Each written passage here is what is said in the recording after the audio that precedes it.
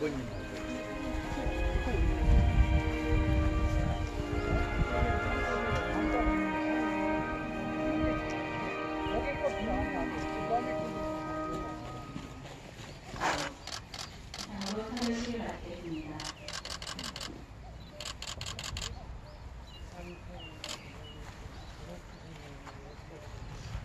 저희 아버님이시고 1980년 5월 21일 날 지원동 돌산 밑에서 저 옆에서 총을 맞으셨어요.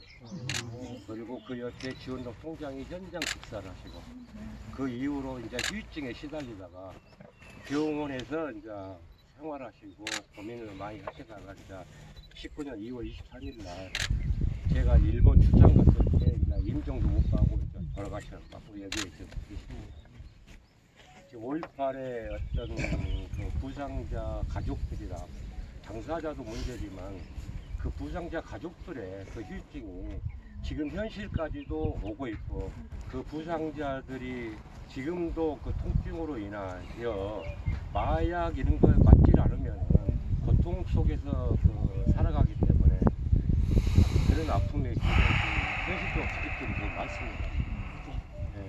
그 5.18 정신의 어떤 윤석열 대통령이 위압되는 5.18 때 왔지만은 언급도 안 했어요. 언급도 안 했고 그 헌법 전문 수록도 제대로 된 헌법 전문 수록이 돼야 되지 않느냐. 형식적인 헌법 수록 전문이 아니라 제대로 된 정말로 진정으로 강주 시민들한테 그 진정성 있는 사과에 어떤 헌법 전문 수록이 돼야 되지 않느냐 이런 입장이고. 감사합니다. 우리 소나무당 사무총장 강성용 씨의 부친 강성원 님이 그때 5.18 당시에 이 목 뒤를 그 개헌군 총탄이 관통을 했다 그럽니다. 어떻게 다행히 목에 좀 중심부로는 바로 현장에서 돌아가실 수 있었는데 좀 밖에 부분을 관통해 가지고 계속 후유증으로 고생하시다가 돌아가시고 바로 옆에 아버지 옆에서 총 맞은 걸 봤던 강성용 총장의 트라우마는 뭐 미루어 짐작을 할 수가 있고 본인도 5.18 때 총을 들고 시민군에 참여했던 그런 분이 지금 소나무당 사무총장이라는 말씀을 드리겠습니다. 그리고 저는 감옥에서 5.18 기념식 44주년 기념식 윤석열 대통령이 참석한 걸 봤습니다. 봤는데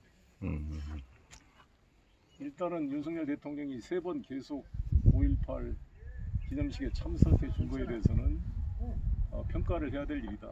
어떤 총리를 보내지 않고 대통령이 직접 참석은 그건 뭐 잘했다라고 평가를 저는 해줘야 된다고 봅니다. 그런데 아무튼 조삼촌 볼초하듯이 그냥 영혼이 없는 기념사에 그 뭐 시낭송이나 이거 문재인 대통령 때 비교하면 너무 감동이 떨어지더라고요.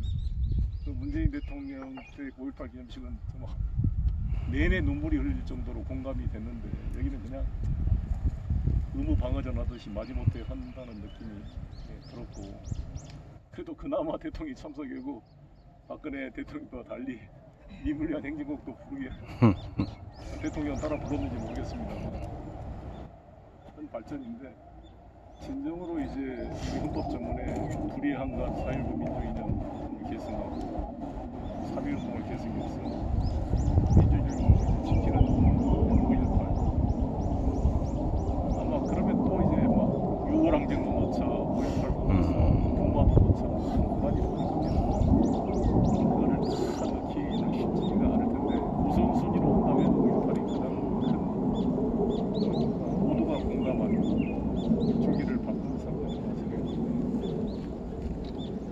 그런데 이 헌법 전문만을 개정하기 위한 원포인트 개헌을 한다는 것은 현실적으로 여러 가지 정말 강의 요소가 있을 겁니다. 이혼인데 이것만 한다고 해서 그 많은 국회 의결 동의안 국민 투표를 한다는 게 너무나 비용이 들기 때문에 아마 중요한 다른 것과 합의가 돼야 될 텐데 아무튼 그 전이라도 이에 대한 공감대를 대통령께서